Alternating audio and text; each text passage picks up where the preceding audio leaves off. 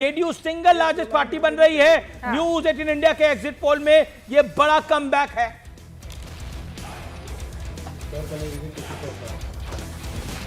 कैसे त्यागी जी? नहीं, पिछली बार भी गठबंधन के अंदर सामंजस्य ठीक से नहीं हो पाया था और रामविलास जी की पार्टी हमारी पार्टी के विरुद्ध लड़ी, जिसकी वजह से हमें 32 सीटों का नुकसान हुआ। कुशवाहा जी की पार्टी हमारे उम्मीदवारों के खिलाफ लड़ी, जिसको लेकर 4 का हुआ। और मैं पटना से लौटने के आने के बाद ही अपने मित्रों से, पत्रकारों से भी और पॉलिटिकल एक्टिविस्ट से कहा था कि 80 सीटें जेडीयू को आनी चाहिए, क्योंकि पिछली बार से इस बार ज़्यादा उत्साह है। और जो नेता है गठबंधन का, जो हमारा जेडीयू का नेता है, उसके खिलाफ कहने के लिए किसी के पास कुछ नहीं है। राजनीति में ऐसे अवसर बहुत कम आते हैं जब गठबंधन के नेता पर उंगली टेकने के लिए आपको कुछ ना हो। लिहाजा ये प्रो इनकम्बेंसी वोटर है। त्यागी जी, ये आपको लगता है नीतीश की वजह से ये मैंडेट आ रहा है या प्रधानमंत्री नरेंद्र मोदी की वजह से मैंडेट आ रहा है?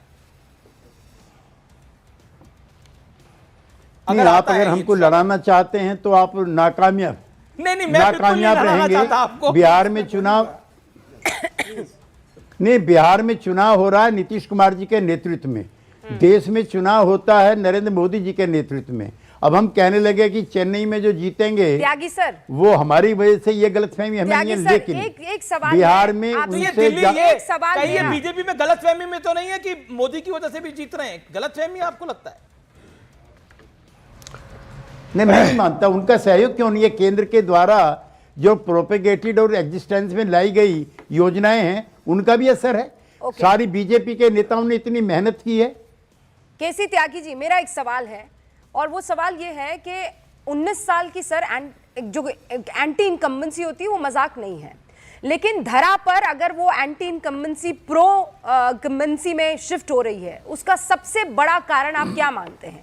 विपक्ष ने जिस तरीके से पर्सनल अटैक किए नीतीश बाबू पर, वो, या फिर काम तो हुआ है, डेवलपमेंट हुआ है, शिकायतें अलग बात है?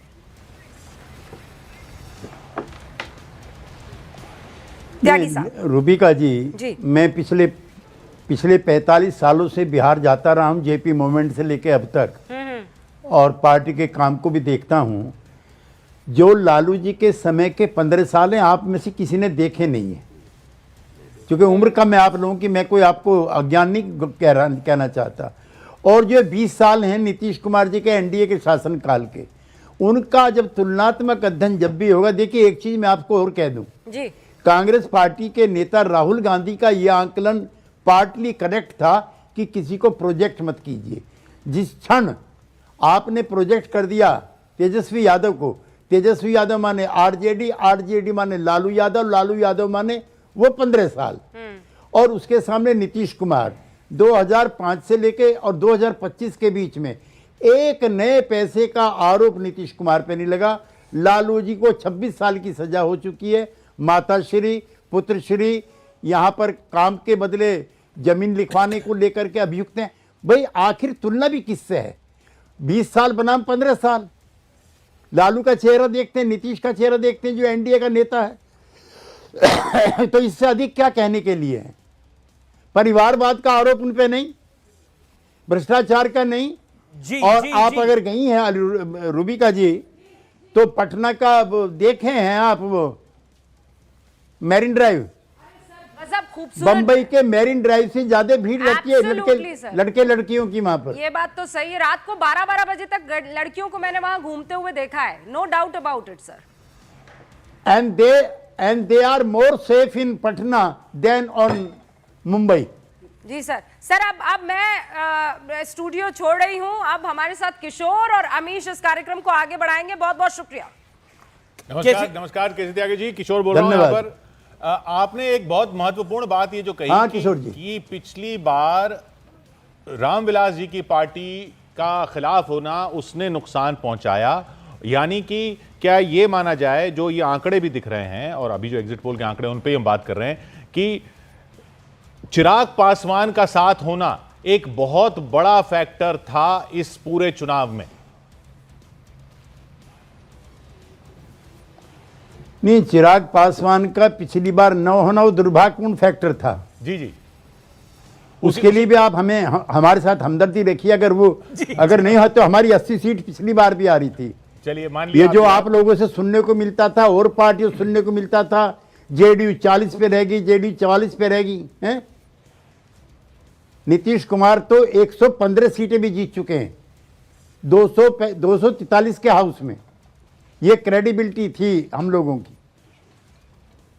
जी जी, लेकिन तो खाली वही नहीं है। केसी त्यागी, आपको लगता है अगर जेडीयू इस बार ज्यादा सीटों पे लड़ती, इस बार 101 लड़ी, अगर 115 पे लड़ती तो और अच्छा और अच्छी सीटें आती? चिराग पासवान को भी नहीं, adjust चिराग करना था। नहीं, पर अगर लड़ती अब बीजेपी को एडजस्ट करना चाहिए था ये, तो आपको लगता है फायदा होता? एक सेकंड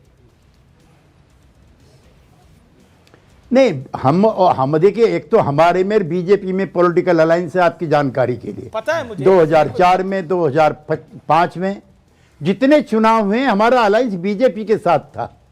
आरजेडी के साथ, सॉरी माफ करना, रामविलास जी की पार्टी के साथ हमारा कभी अलायंस नहीं था, नेवर। जी जी, कुशवाहा जी के साथ हमारा अलायंस नहीं था, उनका बीजेपी से था। उनको शिकायत थी तो बीजेपी से करते, हमारे खिलाफ क्यों लड़ रहे भाई?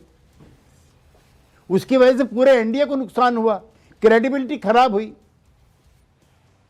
और चलिए, आज मैं सारी चीज भूलने को तैयार हूं।